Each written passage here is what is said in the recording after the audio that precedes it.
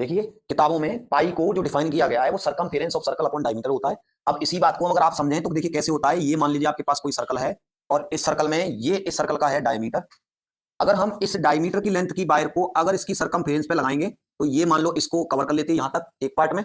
फिर हम इतनी ही लेंथ का दूसरा डायमीटर लेंगे, उसको फिर से लगाएंगे हम इस सर्कल पर और ये इस सर्कल को मान लो यहाँ तक कवर कर लेती है, दो पार्ट कवर कर लिए।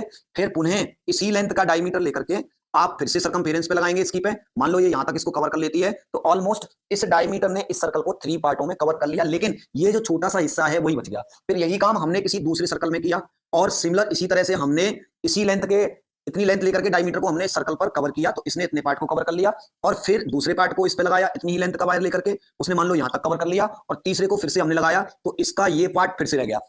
तो हमारे मैथ के पूर्वजों ने क्या किया कि इतनी लेंथ का एक डायमीटर लिया और उसको ऐसे लगाया और इसी लेंथ के डायमीटर को जो आपने लिया था उसके बराबर बराबर पार्ट किए, 1 2 3 4 5 6 और 7 पार्ट किए। अब ये जो टुकड़ा बचा था इस डायमीटर का यहाँ जो सरकमफेरेंस पे उसको यहाँ फिट करके देखा तो ये पड़ गया थोड़ा सा कम। फिर उन्होंने क्या किया, दूसरा डायमीटर ये इतनी ही लेंथ ली और अब इन्होंने इसको कितने पार्टों में, 8 पार्टों में डिवाइड किया, 1 2 3 4 5 6 7 और 8। तो जब 8 पार्टों में डिवाइड किया तो इसको फिर यहाँ फिट करके देखा तो ये थोड़ा सा इससे चला गया ऊपर। तो बात को समझना ध्यान से। तो ये जो आपके पास था सरकमफेरेंस ऑफ सर्कल, इसने में 3 डायमीटर ऑलमोस्ट ये कवर हो चुके थे, प्लस अब जो बचा था वो इस वाले का 1/7 पार्ट डायमीटर लेंथ और रह गया। तो यानी कि इस सरकमफेरेंस पे जो डायमीटर आए वो 3 तो ऑलमोस्ट कवर आ चुके थे, लेकिन अब जो ये पार्ट बचा था वो 1/7 था, तो इतने डायमीटर हमारी इस सरकमफेरेंस पे आ चुके थे।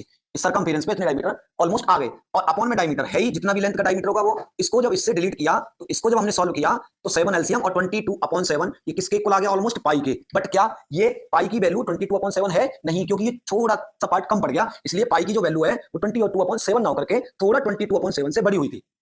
तो कभी कभी एग्जाम में क्वेश्चन आता है कि पाई -22/7 होगा क्या इक्वल टू 0 के? तो जी नहीं होगा। तो ऐसी ही वीडियो हम लाते रहेंगे आपके लिए। ये डायमीटर से रिलेटेड आपकी पहली वीडियो हो चुकी है।